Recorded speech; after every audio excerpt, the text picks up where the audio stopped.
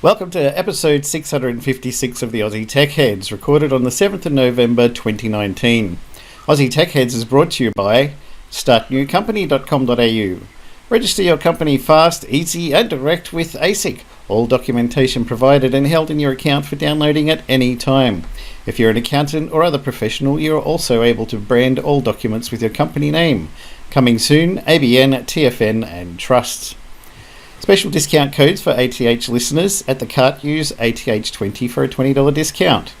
And athwebhosting.com.au. Servers operate on SSD drives, immediate activation, SSL certificates, Aussie support, domain registration, easy install of WordPress, Joomla and Drupal. Now we have back again Australia's two top podcasters. I'm your host Jason Oakley. I'm joined this week for a change by Will Tompkinson. It's nice to see you in for a change. I know, right? Right? We'll have to shake it up one day and, do something different. How is it up there in hell? Bloody hot. It's ridiculous. What are we? Nearly 9 o'clock and we're still pushing 39, 40 degrees. That's bloody ridiculous, mate. Oh, it's insane. It's just, we had, last night it got down to 11 degrees and the night before it got down to 6 degrees. What? And we're still having 38 of a day. So we're having 32 degree temperature swings at the moment. Oh, good. You can keep that, man. It's ridiculous. I think I'll probably have the AC on here tonight. It's not as hot up there, but it's still very stuffy in this room. I've got the fan way over there. You might hear a little bit in the background, but you probably hear mine a bit too. I've got to have the fan on. I turn the aircon. Well, I don't have aircon in this room. There's aircon in the lounge room. I just went out to get my drink, and it's about 15 degrees cooler out in the lounge room than it is in here. Isn't that the room with all the tech equipment in it? It what generates electricity and is sensitive to heat? Yes. Yeah. Well, yes. I can't run. Well, at the moment, there's nothing working in here, so it doesn't actually. Your desktop's still a bit screwed. Unless I found the problem. Yeah, because you get Sans one going at least. Define going. It makes a noise now, which is more than it did. There you go. But I discovered the problem with mine. I had a Thermaltake liquid cooling system in my main system, and it turns out that it doesn't work very well if there's no liquid in the liquid cooling system. Oh, that's weird. I know, right? Was that in the instructions and documentation? Because if they haven't covered that, you could sue them or return it. It's been working fine for like 3 years, and then a couple of weeks ago, I was having overheating issues, and I couldn't figure out why. I didn't bother to actually check that there was no signs of leaking or there's no liquid damage anywhere in the system. So I used to mount the radiator on the outside of the case instead of the inside, mainly for better airflow. Yep.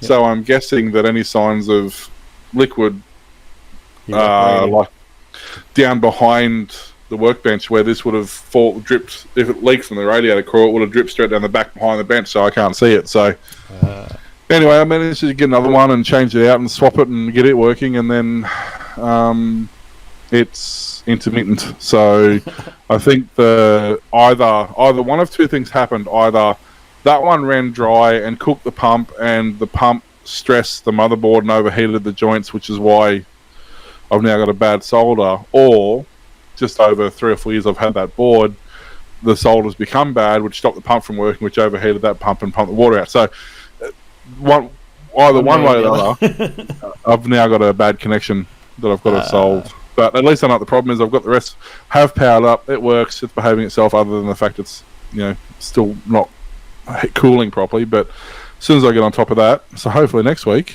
But at least this week I've got my minibar fridge and just stick the computer in there. No, that doesn't work. Oh.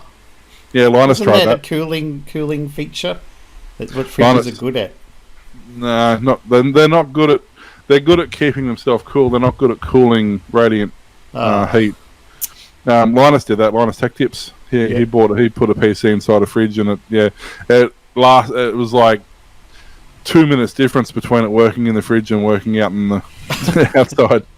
So, That's 2 minutes. yeah, I know. But yeah, I managed to get at least the audio should be semi-sorted tonight. I've got my microphone back with my amp and everything hooked up through the laptop. So hopefully, and we did some testing. Hopefully, people won't complain as much this week. It's also good to hear some general feedback as well. So yeah, you just cut out and stopped there. Yeah, of course. So we didn't get any of that. Figures.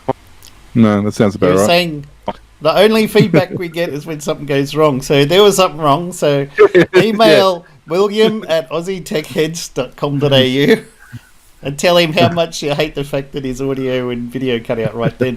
And it can't be me anymore because I just bumped my internet back up to 140 today, which was quite hilarious because good timing, right? Yesterday I did it actually, yesterday afternoon. Today I get this call. Hello, this is the Telstra outsourced third-party company, and give us your date of birth, which you don't really want to do, but I know who they are, so it's fine with me, even if my Samsung phone says potential fraud.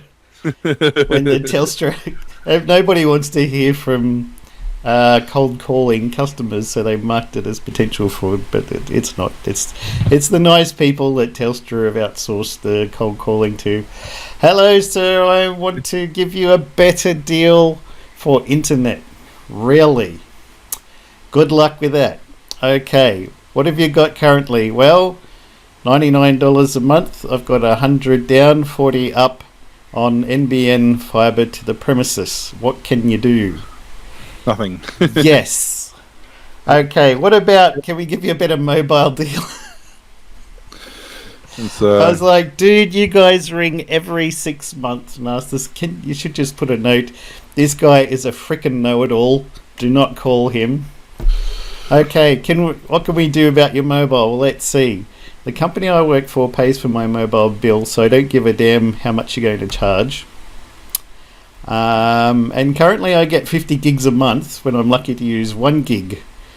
So what can you do for me? Okay, let me just put you on hold for 1 minute. 1 minute, I'll be back. We don't have any on-call music, so don't think I've hung up on you, sir. Okay, then. I'm having a chat to Dad, who's sitting beside me, and telling him how funny this is. They do this every 6 months, and I warned them at the start, you're not going to be able to do anything, but give it your best shot, sir. You've got to do it for company records and stuff. Well, we can get you... How come you don't have the Samsung S10 5G? We can see you've got the S10. I said, well, I live in this little country town, and I went and talked to the Telstras here, and they said, we might get 5G in 5 to 10 years if we're lucky. Probably closer to the 10 years. Well, that could probably be true. Yes. But you could have a new Samsung S10 5G anyway, and it'll only cost you an extra $16 a month.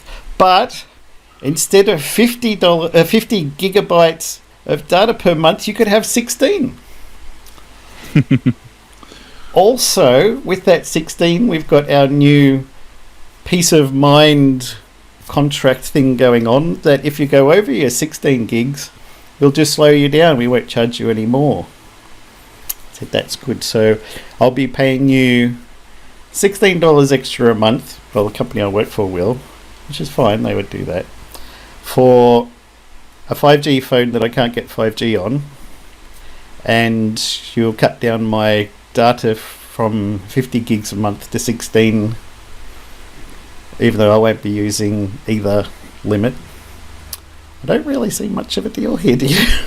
It's like, no, well, I guess not. I said I was keen on the Galaxy Fold idea when it was coming out, but we all know what a failure that was, and even though they think they've ironed it out, $3,000 for a phone is still probably not going to happen. I mean, the new Microsoft dual screen sounds interesting. Maybe I would look at that. I don't think Telstra would be selling it on any kind of contract, but it might be worthwhile looking at in the future. But at this stage, there's not much you can do for me. So thank you for the call, and good luck when you ring again in another 6 months.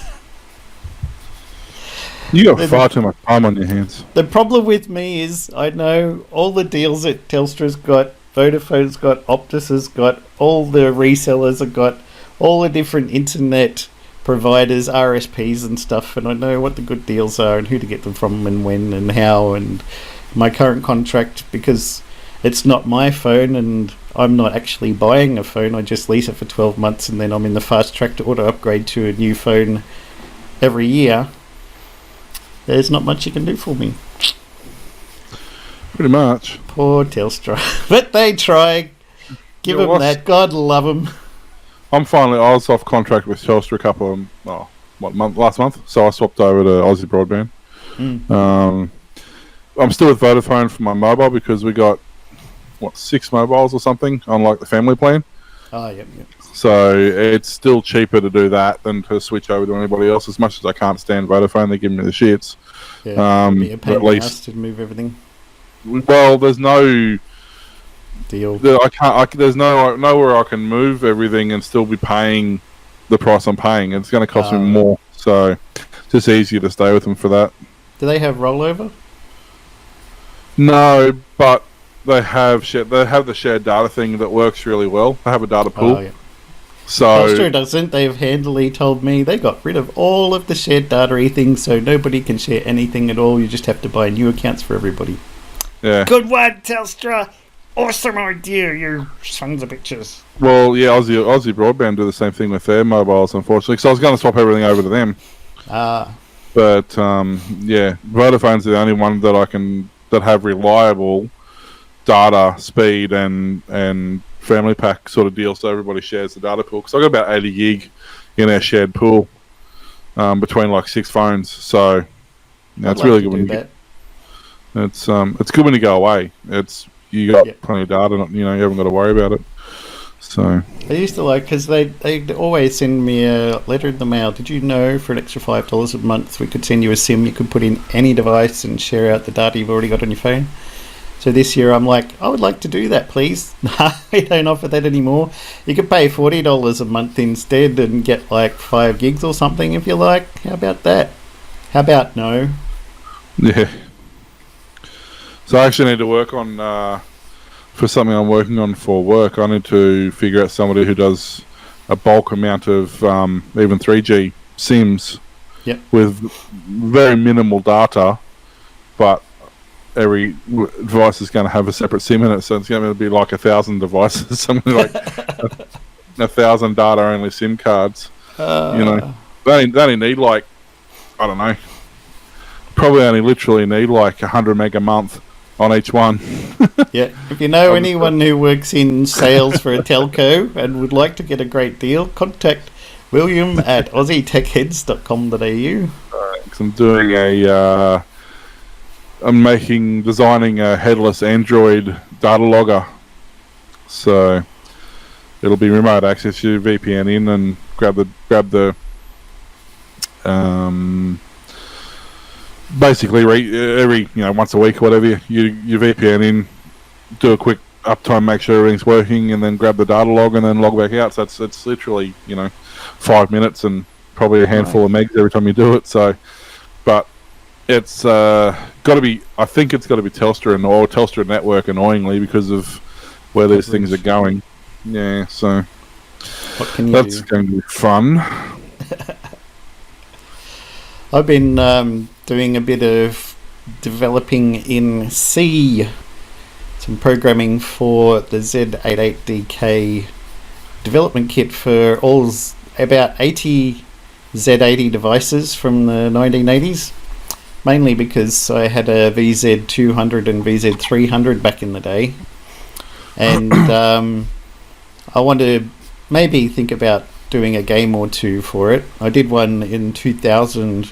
There's an Arkanoid clone called Arkaball. And they've done a lot of progress since then, and it's come up really good. And I thought I'd like to get back into it again. And I had a look to see if they've got any way of doing fonts on the high-res 128 by 64 pixels. Now, that's huge. 128 by 64 pixels in 4 colours, count them. Well, it was. Green, yellow, red, blue. and there wasn't any way to do it really well on the VZ on using the Z88 development kit. So I had a look, and there was a guy who made a game, a Flappy Bird clone, and it used the Z88 DK's monochrome sprites. And so I had a look at his code, and then I was mucking around with the sprite editor program SPEDITO Spedito, which output this. You could design a sprite in monochrome, just click on the pixels and then do export C code, and it would export the same kind of code that they used for the Z88 DK. And I thought, well, I could build fonts with that, but the development kit didn't have any way of displaying that on the VZ. There's tons and tons of support for the Spectrum, because the Spectrum was so huge in the UK that there was a team of developers, 4 guys, who spent a couple of years making a whole gaming system, including graphics library, font library, collisions and all of this, for only the Spectrum, but it ran with the Z88 developers kit. I thought, well, if I could do it using this sprite editor plus their monochrome sprite graphics engine they've already got, then it'll work on all of their 80 platforms, including the VZ, handily. So I started getting into it, and I've never done this kind of programming in C. I've never done a struct. People will laugh at me. Never done a struct, never done bit masking, but I looked up those, found out how to do them, and programmed away, and put it on my bluebilby.com website, and I call it Foxgloves, which is the Fox graphics library on VZ. And I submitted to these guys on their forum, and I said, I've just written this code. You guys might find it useful for other platforms. Somebody might want to download my library. They had a look at it. They said, well, this is really very useful, and we've just done a few tweaks to it, and we think we're going to import it into our main developer kit to be used across all platforms using your code. And I was like, holy crap, I just did something for fun for VZ stuff just because nobody had supported it. And I thought, well, maybe I'd nearly pulling all my hair out, struggling to figure out how to do it, because as I said, I hadn't done structs, so I didn't know about them, and pointers and bit masking and stuff, but I got it all going, and they're like, no, we're going to pull that into the main developer kit and port it across all platforms, and then everybody can use your library. So I'm going into the second stage of it at the moment, looking at setting it up so it'll be able to support proportional fonts, because at the moment they're all fixed width, which looks a bit funny when you've got a lowercase l or an I or something like that, and add support for them, which they'll probably pull it into the system too. But that's very exciting. And a friend of mine up in Brisbane had a spare VZ300 with memory expansion and stuff, so he's posted that down to me yesterday. So I should get it by Tuesday. Whole VZ original computer with add-ons and a tape drive to be able to play tapes into it. Now it's an old CRT to run it on. Yeah, well, output's composite, so it should be able to run on that TV in the background there. It looks horrible on LCDs, they really do. Probably, yeah. you got to run them on CRTs. I had a CRT. It was a largish one, and I tried to sell it on Facebook last year, and eBay, nobody wanted it, so I threw it to the dump, even though it worked 100% perfect. So maybe I'll buy one cheap $10 from Facebook. You won't get cheap CRTs because all the gamers are buying them, all the retro guys are buying them. And there's a guy... there's a guy up here I know who buys them. They go pick up any CRTs on the side of the road for scrap runs. They get the whole lot. And even for cheap little like 14-inch CRTs, yep. You know, people paying a couple $100 for them. Wow. The retro gamers just can't get enough of them. And the other thing they're being used for is for older movies that are being made, or earlier set movies. They're trying to find non-functioning TV sets for props.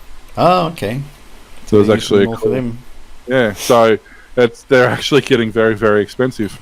I better get one ASAP then.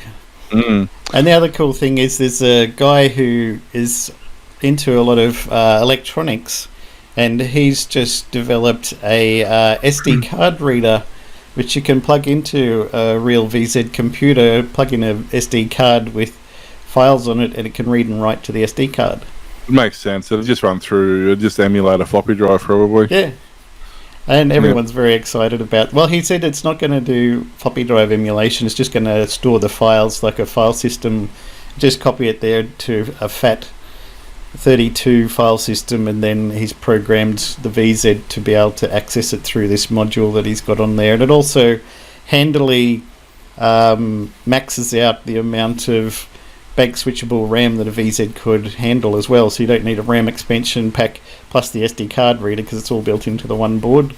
So he's selling them on his little Shopify, so all of us went, yes please, and immediately bought like 30 of them.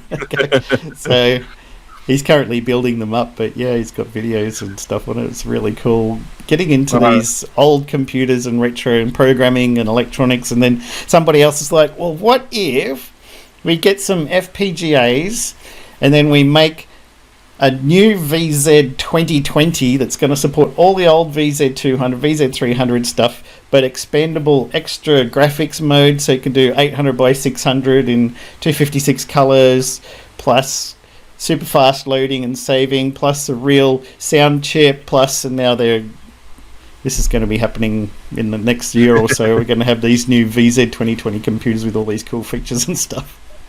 You know, it's funny, people don't realise when you say, it does, it can handle, like in the old days, you used to be able to handle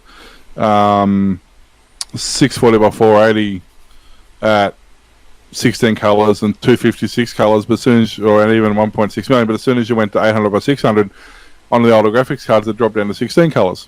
Yeah. Because you're not just, like, the amount of processing required to go, so if you do, let's say you do what is it, 64 by 30? I think it was a normal TV, something like that.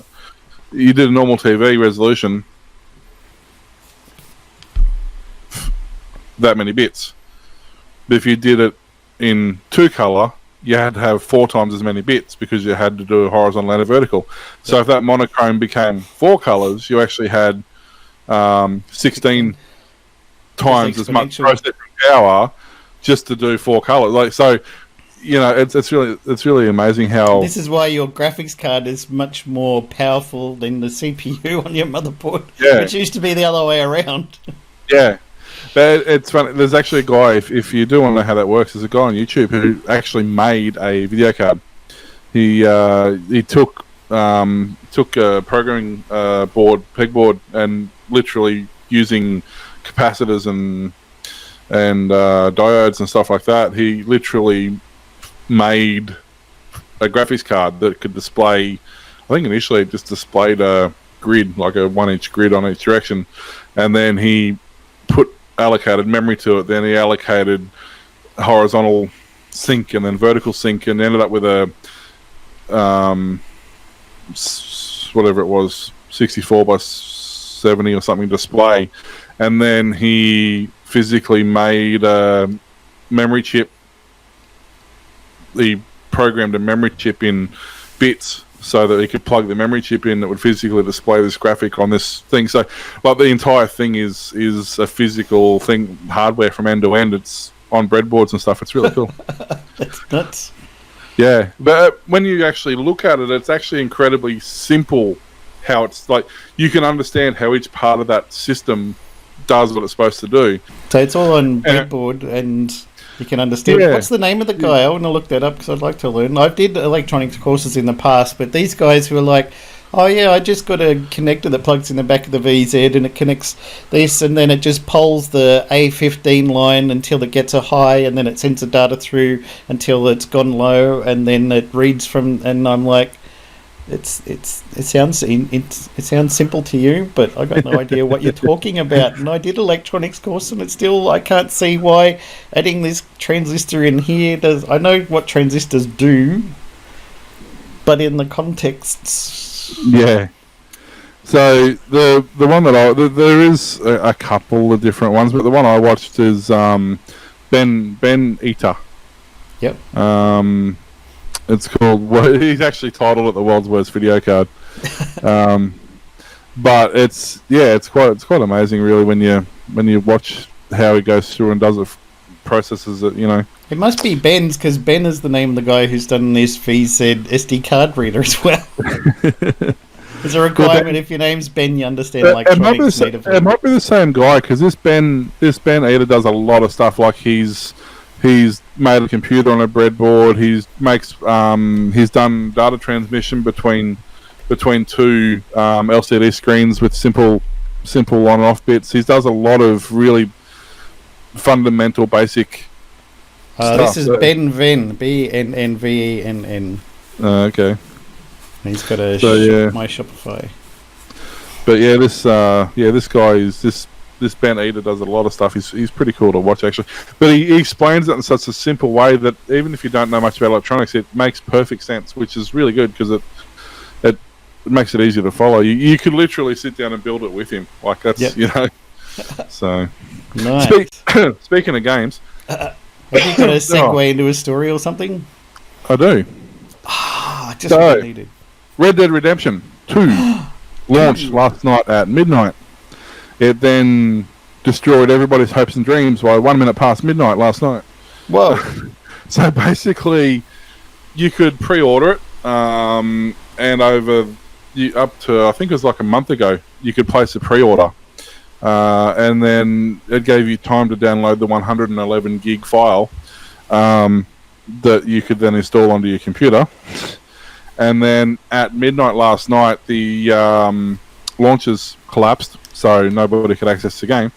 And then when they come back online, you could then activate your version of pre-purchased game, which then ran an encryption program to decrypt the stuff that you had previously downloaded, which, depending on the speed of your system, could take several hours. Then once that had finally done, then you could actually download the updates that they'd since released. And then if you managed to get those downloaded, you could update the launcher, and the launcher may or may not work depending on how lucky you were. If the launcher worked, then the game may or may not launch depending on how lucky you were. And if the game actually launched, then potentially if you try to play it any more than 800 by 600, you're down to 10 frames a second. God. And your audio most likely would get stuck in a loop and crash the game if it did work. So do they need some QA people? I've got friends who would like to help out if they can. So Rockstar was on the ball, needless to say. Basically, it was a good 12 hours before anybody could even make the game work to a point where you could even run it. And then when you could run it, it was usually so unplayable. Like, the graphics settings were so low to even make it run at any sort of speed. The race was on to see who could be the first to actually play it properly. Pretty much. It's now been basically more or less 24 hours. It's been 18 hours, something like that. They have released several patches. And they've seemed to have made at least the launches now stable, and the game generally launches and seems to be playable in 1080p. Yep. But at this stage, from a few tweets I've been following from a few people I follow on Twitch, as soon as they start streaming it, the game mysteriously drops to 10 frames a second. And Rockstar doesn't know why it does that. Let's just hope you're not in one of those Sky Wireless networks in Australia and you get your internet from there with incredible lag and maybe 10 gigs a month usage. Well, that was the thing. The game was 110 gig or something before patches and updates. Yep. And then apparently Dark Viper AU is one of the guys I follow. He was saying it downloaded another 25 gig or something when he launched it. Wow. So it's nearly 150 gig, this game. If you haven't got fibre to the house, don't worry about it. You're not going to play this game. Or a 2 terabyte hard drive. So early impressions of Red Dead 2 it's been on PS4 for 12 months? Oh, okay. So it's not like it's a new game. This is the thing that's annoying everybody. So yeah, it's not like it's even a new game. It's an old game. There's no reason at all for this to be an issue. So many other games have been ported across from PS4 with no problems at all. Yeah, well, PS4 is basically a PC these days anyway, isn't it? Yeah. So there's a lot of very, very unhappy people, and there's a lot of people who want their money back because they basically 6 months ago forked out $100 or whatever it was for pre-order, and they're playing it when everybody else does. They're stuck on games they can't even play. So good. Well, if you're getting Red Dead Redemption 2, you might want to know that Optus has been crowned the fastest internet provider after overtaking TPG. Can you believe that? No. I can't either, but let's go with it anyway. Because also hasn't Aussie broadband been fastest for like 3 years in a row? Well, they said they've dropped a couple of percent. Consumer Watchdog has revealed its latest list of fastest internet services, and there's a new provider in first place. Optus has dethroned TPG in the ACCC's latest Measuring Broadband Australia report by delivering the highest percentage of maximum download speed during peak periods. All the retail service providers who purchase access to the NBN at wholesale rates from the company in charge of it and then sell access to the customers return speeds between 76% and 87% of the maximum speeds across NBN and ADSL during the hours of 7 p.m. to 11 p.m. for August this year. Most RSPs actually managed to deliver average download speeds that exceeded their advertised speeds in almost all of the test periods, according to the report. But ACCC has called out Dodo and iPrimus. I wonder why they would call out Dodo and iPrimus. For basing its advertising speeds on an average of all evening performance, not just in peak periods when the network is busier, because they would not cope. That's why. We'll be following this up with Dodo/iPrimus, as this approach means it will fall short whenever its speeds dip as they did this quarter. He added consumers could contact their RSP if they're not getting what they were promised. Good luck with that too. Yeah. Services that never came close to reaching their maximum advertised speed dropped from 12.4% to 11.4%, suggesting some progress. Those on fibre to the node connections may not feel the great benefits though. 1 in 4 FTTN connections on the 2 fastest consumer grade NBN tiers are underperforming. Quelle surprise! And rarely record speeds better than 75% of their maximum speeds at any time during the day, not just the busier periods. There you go. Yeah, and that's, I mean... So just don't sign up for fibre to the node, that's the answer, right? Yeah, that's it. I'm sure that's what they're meaning. But it depends too. Are you next door to the exchange? Are you at the end of the line? Have you got 300 houses in your street or 4 houses in your street? You know, like... Yeah. This whole... yeah. I know people... What a lot of rubbish! I used to have Optus cable, and I used to easily get 100 meg download. We were at the top of the street. I had a friend who was at the far end of the street. He's actually a street over, so he was on the end of the line, sort of on a zigzag street. Yeah. And he was getting about 25. It was exactly the same line as I was on. Yeah. We beeped it out, so we know he was on the same line. Yeah. But just because he was a K further down the road, his speed dropped to 25 instead of 100. So there's so many variables. Didn't cable used to share it out though? If you had 100 and there was one person on there, you got 100. But if there was 2, you got 50, and then 3, 33. And sort of, but it wasn't that simple because you with a Foxtel box or an Optus box. Yep. So it was also sharing the data with those boxes as well. All right. So the cable itself could deliver a fixed amount of data. So the more devices you had on that cable, the less the data was going to be. But it also depended on where that data was going to and from. If you're up the end where it's basically heading into the exchange, you're going to get a better speed than if you're at the far end of that cable where you've just got more distance to travel. You know, it's just the way it's going to work. So, yes, it was very load dependent on how many people were using it, but it was also dependent on the run of the cable. Yeah. So, what I don't know. Got there? So this is just something for me I find interesting. Corsair has just released the K95 mechanical keyboard. Ah. So it's the good old clackety clacks, which I actually really like. I'm a big fan of the mechanicals. Except when you're doing a podcast and you have to type. yeah, bad for that sort of thing. But the actual usage of them, they're really nice to use. They feel good, a lot of tactile feedback. This particular one's an RGB programmable backlights, got a couple of macro keys, that sort of thing. On launch, it was $200.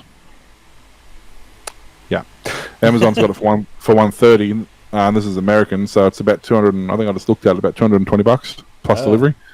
Everything's RGB these days. Even your RAM has got RGB lights on it, and the mouse and the keyboard and your monitor and I can't.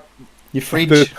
There's two models of this mouse. This is like the SE1A or something, which you have no control over. And then there's like an E1B, which you can control the lights. So yours just randomly flashing all the time? Yeah, it just randomly changes the colours and stuff. And like, I didn't realise that at the time, because I would have got the other. The other one was literally $5 dearer, and I didn't realise there was any difference, so I got the cheaper one. If you want to stop this crap, we'll charge you an extra $5. So, yeah, basically. But I'm I'm a fan of the RGB stuff. I do like having lit keys. Yep. The one I've got at work has got large keys. My keys are lit. The large letter keys, so the entire key is basically the size of the letter, so you can see it, and it's backlit, so it's really nice. I love using it.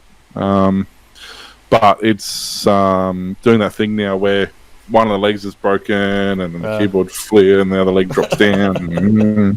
So you're typing on it and it moves up and down and then it twists. You need your ergonomic Microsoft Wave keyboard, right? That one I've got sitting there that I use on my desktop. So yeah, that's that one. My wrist pads are just about completely shot on that. I got the new one for my desktop up the other end. It's wireless and it's a thinner one, but it's still the Wave. It's like Arc keyboard or Style. What it starts with S? I can't remember now. Sculpt. Sculpt keyboard and the Sculpt mouse I've got at both places now because I like the wireless mouse. I can't stand having a cable. Keyboard is fine, mouse no cable, or I kill you. I'm the other way. I cannot stand a wireless mouse. Wireless keyboard, not a problem. Can't do wireless mouse. No? There you go. I think I've had that many bad experiences with going flat at the absolute wrong times that I just can't stand them anymore. Well, my daughter, we were at Port Macquarie the other day and had some lunch at a Japanese restaurant because we wanted to get some ramen. The one we wanted to go to was shut down for renovation. But we did find another one. And then we went to JB and then Officeworks next door to that. And she found a nice keyboard and it was corded. And she was like, do you think I should get a wireless one? And I was like, well, let's see. If you're going to be playing Overwatch and you're in the middle of a league, which gives you points if you win and gives you points away from you and your whole team if you lose and your mouse goes flat, how pissed off are you going to be? Good point. I'm getting a wired mouse. I've got one that I have for work because I take the work laptop. Sometimes take it on the road with me, and it came with a wireless. Well, they're a dual purpose. So when you're using the laptop out on the road, it's a wireless keyboard and mouse. But when you get back to the office, you can actually plug them into the USB, so you can use them to charge, but you can also use them while they're plugged in.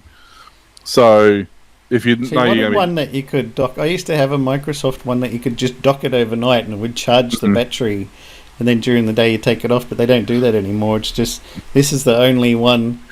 And you just put in a rechargeable battery every time I swap out. So there's one I was looking at. I think it was Corsair actually, but no, it wasn't Corsair. Rampage. The mouse mat is actually a keypad.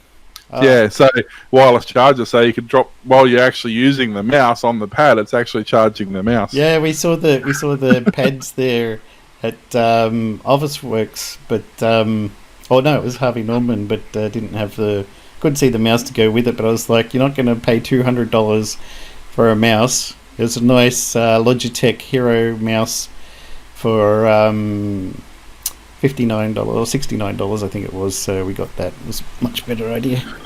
Yeah, It was great and much better than what you had. having said that, like these gaming mice are like MSY specials. Yep. They're like $11 or something, and they last me 2 years. So whatever. But does it have buttons on the side? Because you had to get one that's got buttons on the side. Oh, there you go.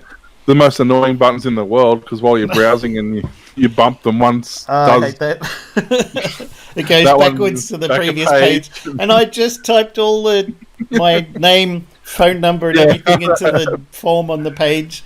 Now I hit forward. Oh, would you like to resubmit this? Yes. Oh, it's all gone. Please type everything again. Plus your 16-digit credit card. What? Yeah, I know, it's so annoying. And what I discovered the other day is that this one has obviously the scroll wheel and the DPI below that, but there's actually a hidden button below the DPI button that I didn't know was there, and it's an Alt F4 shortcut. So you can close your apps. Yeah. How handy is that exactly? That's brilliant, especially when you're in the middle of doing something really important. It's a fantastic. Oh, damn it, I hit the DPI button. My mouse is slow, so hang on. Click. Oh. What? Where'd my document go? What? Did I hit save?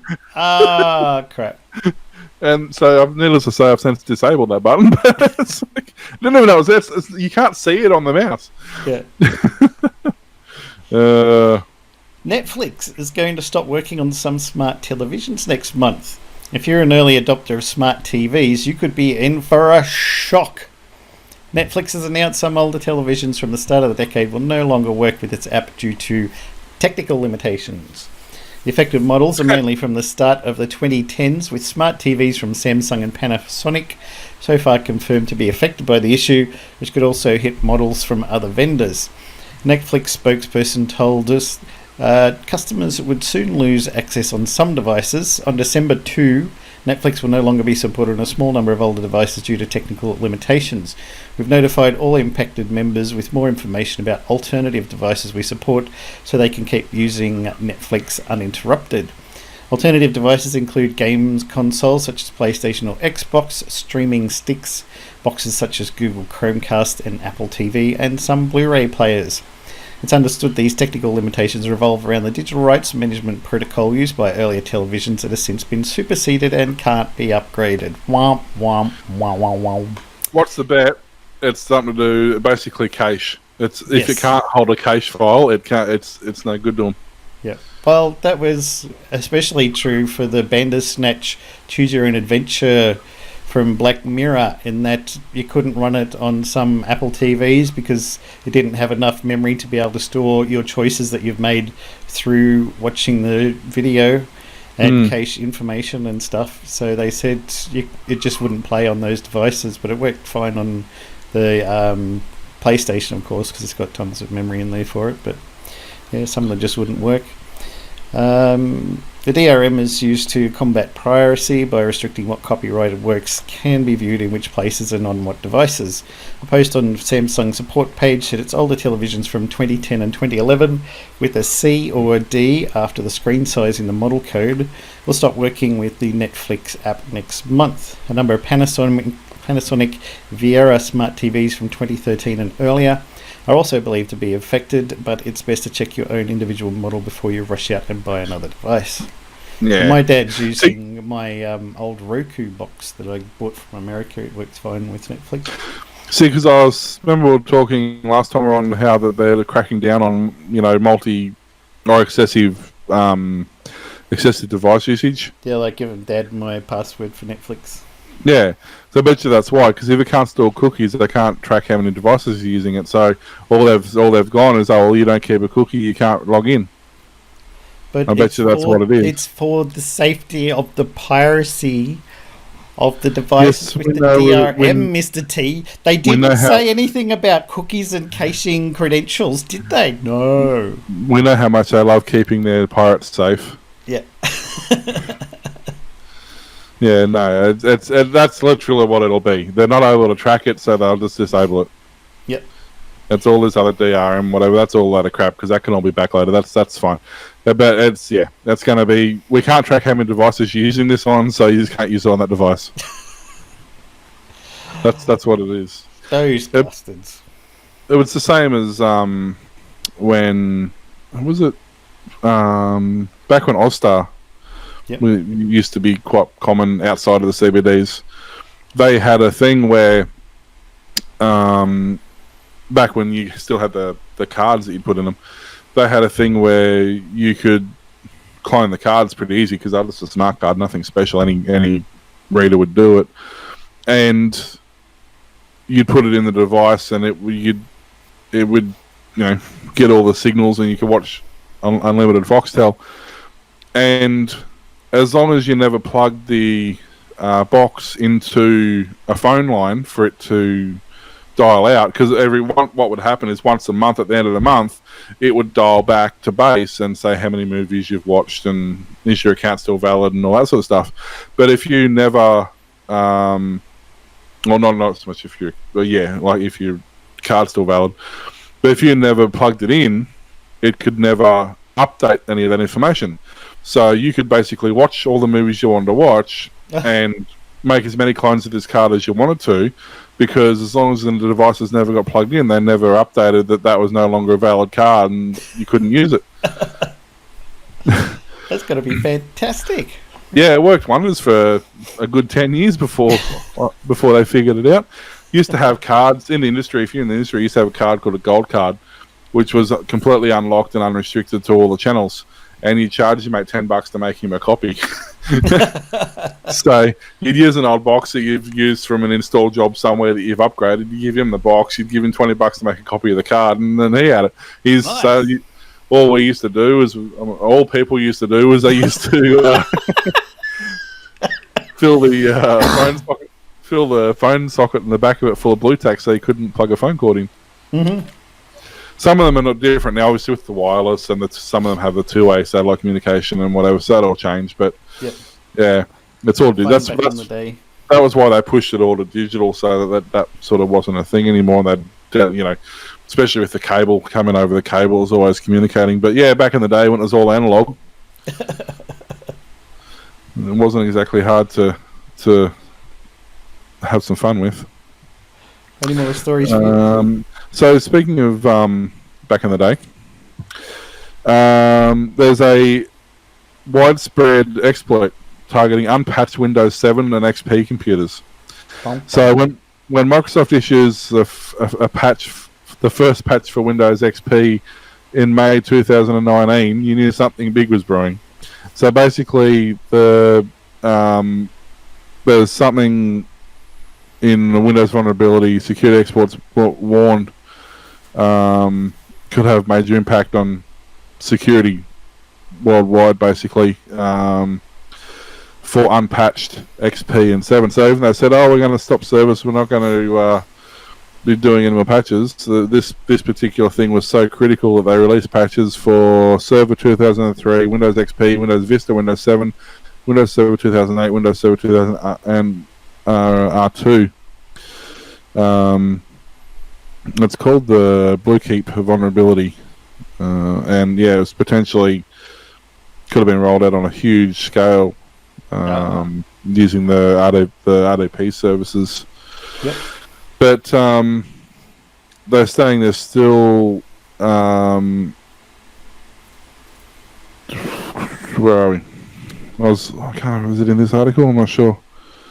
Basically, they're saying there's still about the known registered 700,000 copies of Windows XP being used daily. Jeez.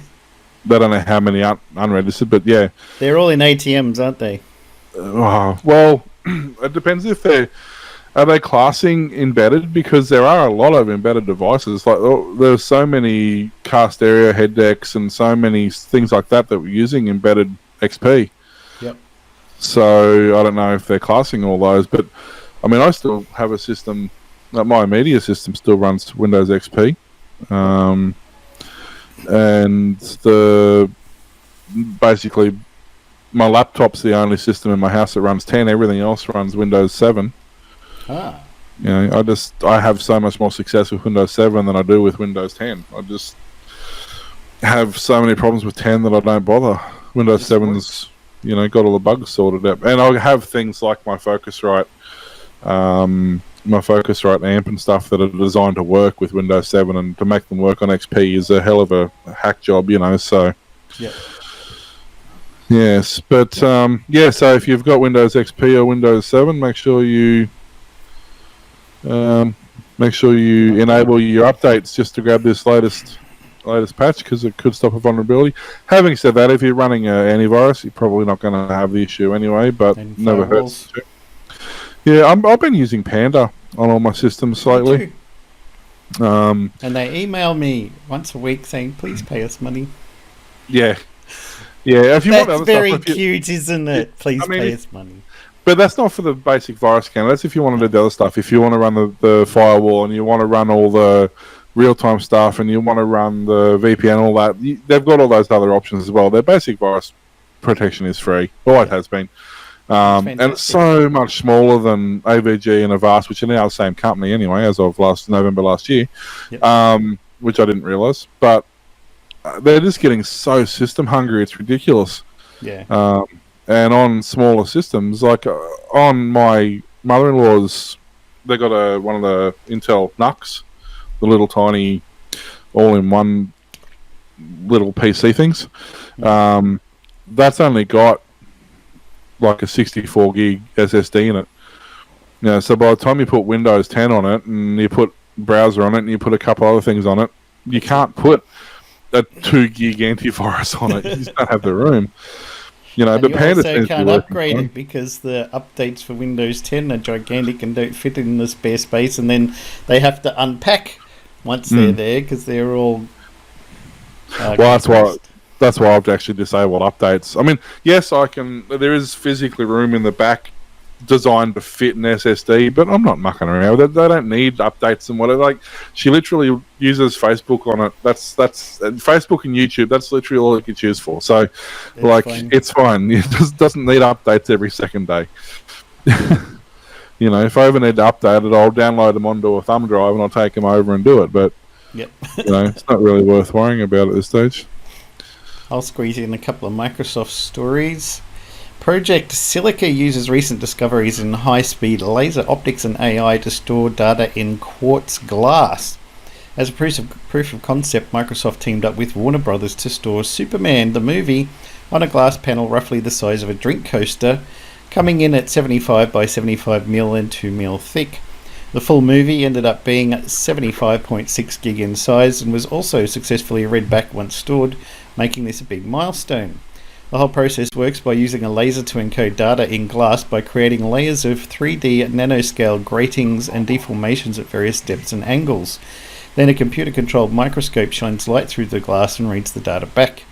A machine learning program is used to pinpoint the microscope in the right direction and then decode data as it's being read. While other forms of optical data storage degrade over time, Project Silica aims to be a more long-lasting form of data storage. According to Microsoft, this glass can withstand boiling hot water, being baked in an oven or a microwave, floods, demagnetization and other environmental threats. With all of that protection in place, Project Silica seems to be... What? Magnets, how do they work? Not on glass, right? Huh? Doesn't work on glass. Project Silica seems like the next step for long-term data storage. Warner Brothers was particularly interested in getting involved with Microsoft Project as the studio looks to safeguard historical films like Superman, Casablanca and others currently stored in aging film reels.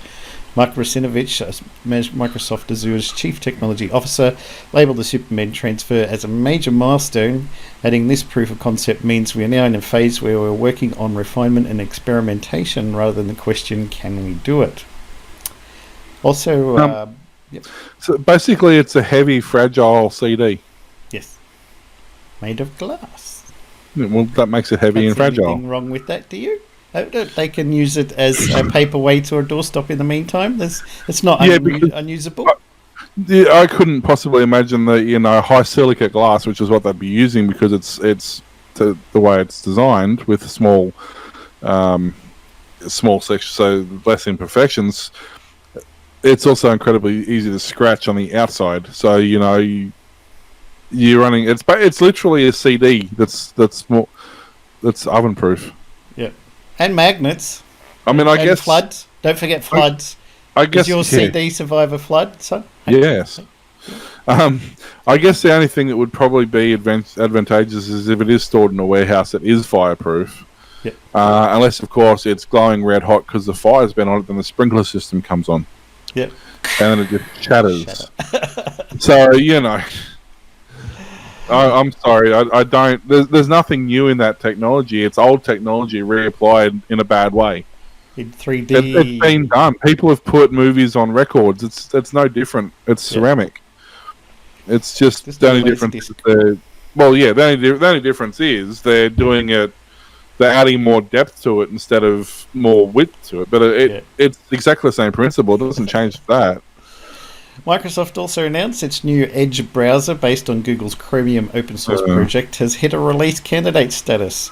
Additionally, the company shared that Chromium Edge will hit general availability in more than 90 languages on January 15, 2020.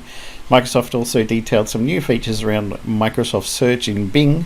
While the two announcements might seem disjointed at first, Microsoft is trying to position Edge and Bing as the browser and search engine for business. That'll do it, won't it? Everybody's going to switch over for business. Well, I mean, most businesses do have Bing Place account thingy, but that's only because it helps with Google rankings. And because they've got Office 365. At least you'll know it'll be fully compatible with Office 365, which is good. Now that Chromium Edge is at the release candidate stage, Microsoft is sharing a little more about how it plans to differentiate the new browser from many other Chromium-based options.